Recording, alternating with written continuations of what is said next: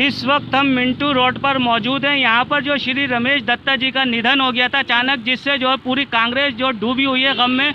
इस सिलसिले में आज इनके लिए शेख समारोह रखा था, जिसमें हमारे कुछ पंडित काउंसलर राकेश कुमार और दूसरे वरिष्ठ नागरिक नेता सीनियर कांग्रेसी लीडर मौजूद हैं। हम जानना चाहते हैं राकेश भाई, रमेश जी को आज याद किया गया, इनके बारे में थोड़ा सा बताएं। हमारे हरदिल अजीज, कर्मठ, जुझारू, संघर्षशील वरिष्ठ कांग्रेसी नेता हमारे बीच में नहीं रहे। पिछले 50-52 साल उन्होंने जो है इस इलाके की सेवा की है, दिल्ली कांग्रेस की सेवा की है, और वो एक इंसान के रूप में फरिश्ता थे। आज उनकी 17वीं है पंजाबी धर्म के हिसाब से। आज यहाँ सभी लोग उनकी याद में हम लोग इकट्ठा हैं। उनकी याद में एक भंडारा भी चल रहा है, श्रद्धांजलि सभा भी चल रही है। सब लोग उनको आज के दिन याद कर रहे हैं कि जो शख्स किसी का मरना हो, किसी का जीना हो, किसी की शादी हो, हर कार्यक्रम में अपनी सेवाएं प्रस्तुत करता था। आज वो सारे दिन उन लोगों को याद आते हैं, क्योंकि दत्ता साहब मैं देखता था कि अगर किसी की शादी है तो उसकी शादी के उसके घर पे पहुंच जाना, उसके घर के आसपास सफाई कराना, दमने लगवाना, जो भी काम हो सकता है कॉरपोरेटर का वो करते थे।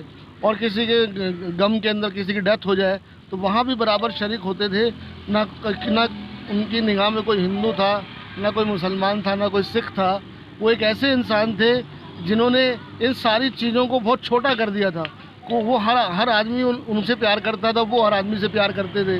उन्होंने वो कुछ भी कह दिया करते थे, लोग उनका बुरा नहीं मानते थे। रमेश दत्ता जी कुछ भी कह दें, अगर उनके धर्म के खिलाफ भी कोई बात कहते हैं तो वो लोग सहन करते थे, क्योंकि वो अपने बुजुर्ग मानते थे, अपना बड़ा मानते थे, अपना मतलब एक मार्गदर्शक मानते थे रमेश दत्ता जी को।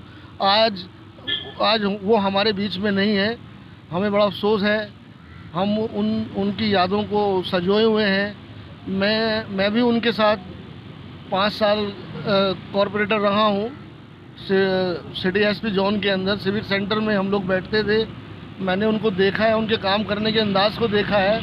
एक ऐसा फ़कीर जो लोग जिसने 40 साल सत्ता भोगी हो, और वो फ़कीरी के तौर पे उन्होंने सत्ता भोगी है। देखिए, जैसे आप देखते हैं गरीबों का मसीहा कहा जाता था, और यहाँ आज लोग गरीब ही सारे मौजूद हैं। तो हम ये चाहते हैं कि आप कोई ना कोई ऐसा पुरस्कार या उनके नाम से कोई अवार्ड कुछ ऐसा सालाना रखें कि उससे किसी गरीब को कुछ ऐसी राशि मिले कि जो उनको दत्ता साहब को जैसे वो जीते टाइम करते थे, मरने के बाद भी उनके नाम से उनकी जो यादगारें हैं वो सब हम लोग उसके लिए यहाँ बैठे हैं। आज के बाद सारे काम होंगे, नेहरू ब्रिगेड को आगे बढ़ाया जाएगा।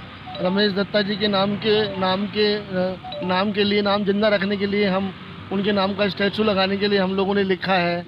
और भी हमने सिविक सेंटर के अंदर उनके नाम से कोई ब्लॉक बन जाए, उनके नाम से कोई मेमोरियल हॉल हो जाए, उसके लिए लिखा पढ़ी चल रही है। और वो आज के बाद वो सारे कार्यक्रमों को हम तेज़ी लाएंगे, क्योंकि लॉकडाउन का माहौल चल रहा है।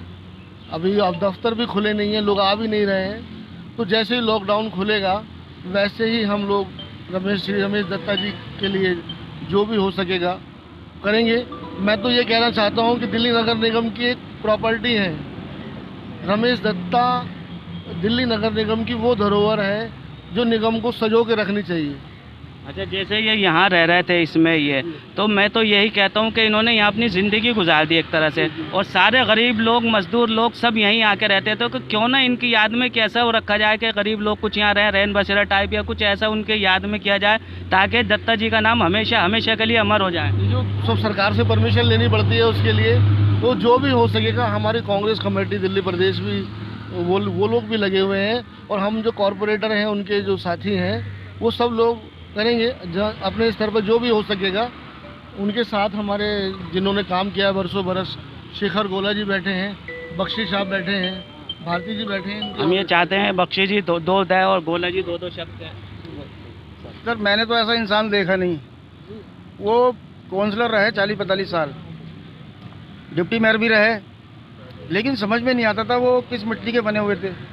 किसी कोई गरीब आगे खड़ा हो जाता था सुबह, अगर किसी के बच्चे का एडमिशन हो तो वो चाय भी नहीं पीते थे, हमने देखा है। मैं 14 साल का था जब से उनके साथ जुड़ा हुआ हूँ, और उन्होंने बड़े लोग बच्चे छोटे छोटे स्कूल छोड़ के भाग जाते थे वहाँ चिड़ियाघर देखने। उन्होंने चिड़ियाघर बच्चों के लिए यहाँ बना दिया। कहने लगा भाई तुम स्कूल से नहीं भागोगे। मैं तुम्हारा मिनी चिड़ियाघर नेहरू हिल, इन्होंने सब सारे जानवर लाके वहाँ पाले। बहुत मतलब कैसे कैसे काम नहीं किए इन्होंने। आज इन कांग्रेसियों को थोड़ा सा पता चलना चाहिए। बड़े कांग्रेसी हैं, जो धरती से जुड़ा कांग्रेसी। राकेश कुमार जी यहाँ बैठे हुए हैं, बिल्कुल, जो अपने आप को कांग्रेसी मानते हैं, उनको जरा इतनी सी भी शर्म नहीं आई कि इतना बड़ा लीडर आज जब इंदिरा जी का जन्मदिन बनेगा, मरण दिन बनेगा, कौन खड़ा होता था? राजीव जी का पैरम बटरू जाके वो लेकर जाते थे उनकी मिट्टी। अब कौन जाएगा? कोई पूछने वाला इन बड़े कांग्रेसियों से।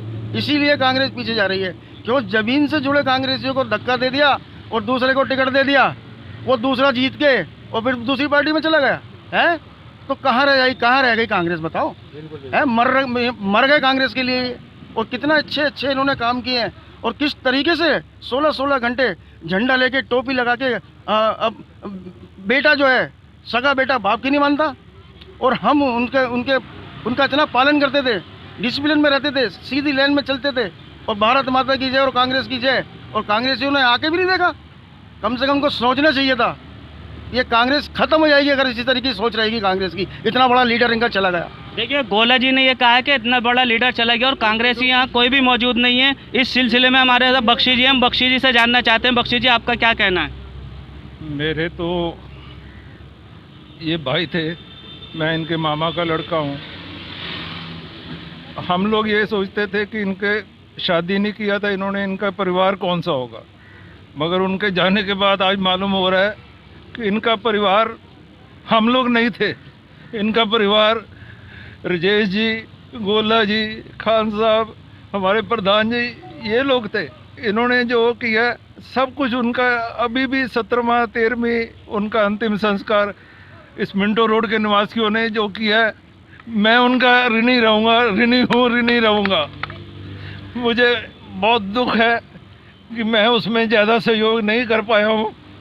अगर ये लोग नहीं होते तो शायद मैं सोचता कि मैं अकेला था, मेरा भाई अकेला था। वो अकेला नहीं था, वो बहुत बड़े परिवार में था। दिल्ली का बहुत बड़ा परिवार, मिंटो रोड का बहुत बड़ा परिवार, हिंदू, मुस्लिम, सिख, ईसाई सभी उनके थे। यहाँ तक कि अभी जो एमसीडी में लोग बातचीत कर रहे, मेयर साहब ने, राजेश जी ने, राकेश जी ने जो भी कहा है, उसके लिए जितना भी धन या किसी चीज़ का जरूरत होगा मैं पीछे नहीं हटूँगा। जो चाहिए होगा, जिसमें मैं समर्थ होऊंगा, मैं अपने परिवार की तरफ से हर तरह से इस मिंटो रोड का निवासियों का ऋण उतारने की कोशिश करूंगा। इस दुख की घड़ी में जो इन्होंने साथ दिया है, मैं सबको प्रणाम करता हूं और एक बार फिर क्षमा मांगता हूं। सबसे धन्यवाद।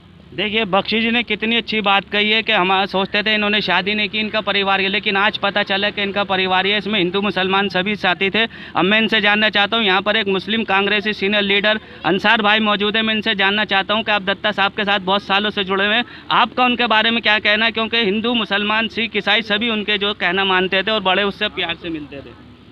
भाई, सबसे बहुत बड़ा दुख है, पूरे मिंटो रोड को दुख है। कांग्रेस का एक बड़ा लीडर चले गए और 40 साल तक जो सेवा उन्होंने की है, शायद कोई दूसरा खड़ा होगा इस तरीके का आदमी। कांग्रेस में टिकट तो लेने वाले बहुत आ जाते हैं, लेकिन इस तरह की सेवा करने वाला दूसरा शख्स आना बड़ा मुश्किल है। सब दुख में बैठे हैं ये लोग, कांग्रेस के परिवार के लोग जो बैठे हैं यहाँ पर। और बच्चों का और घर वालों का, शादी का टाइम का इतना काम करने वाला आदमी दूसरा आदमी नहीं करेगा मिंटो रोड में ऐसा काम कोई, जो उन्होंने दत्ता साहब ने किया। देखिए, इनका ये कहना अंसार भाई का कि जो काम इन्होंने किया, इनसे हमारे साथ ये जुड़े हुए हैं। भाई, आपका नाम? आप? भाई साहब, मैं तो ये कहूँगा कि हकीकत के अंदर जिस तरीके से एक कांग्रेस का सिपाही चला गया है, ऐसा सिपाही इस कांग्रेस के अंदर तो पैदा होना मुश्किल है। चाहे वो आंधी हो, तूफान हो, लेकिन कांग्रेस का झंडा हमेशा लेकर के वो खड़े रहते थे। एक टाइम वो भी था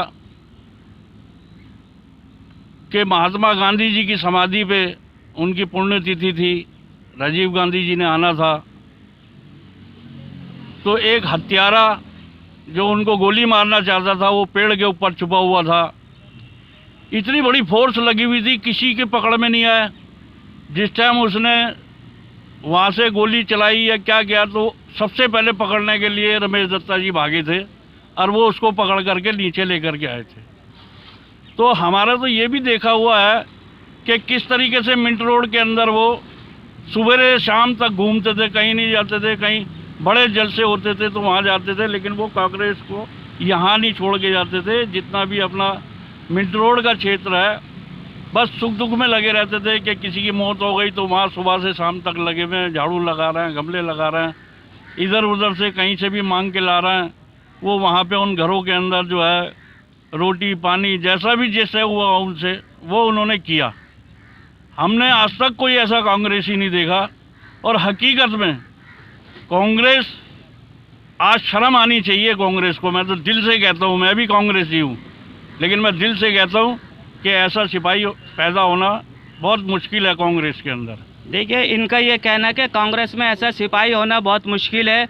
इसके अलावा जो है झंडा लेकर चलते थे। और नेहरू ब्रिगेड के बानी रमेश दत्ता जी जो हमारे बीच नहीं रहे, हम ये चाहते हैं कि ये साहब और कुछ कहना चाहते हैं। सर आप बताएं, आपका नाम? मेरा नाम दौलत राम भारती है। जी सर।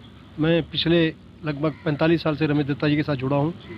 और हम रमेश दत्ता जी अपना में एक बहुत बड़े हिंदू मुसलमान एकता के सूत्रधार थे। उनके लिए कोई हिंदू और कोई मुसलमान विशेष किसी हिंदू या मुसलमान को महत्व नहीं देते थे। उनके लिए सारे एक माला के रूप में कड़ी के तरह थे। रमेश दत्ता जी ने कभी भी किसी ना हिंदू को हिंदू अलग माना, ना मुसलमान को मुसलमान अलग माना। सबको एक सूत्र में लेकर एक माला में पिरो के चलते थे।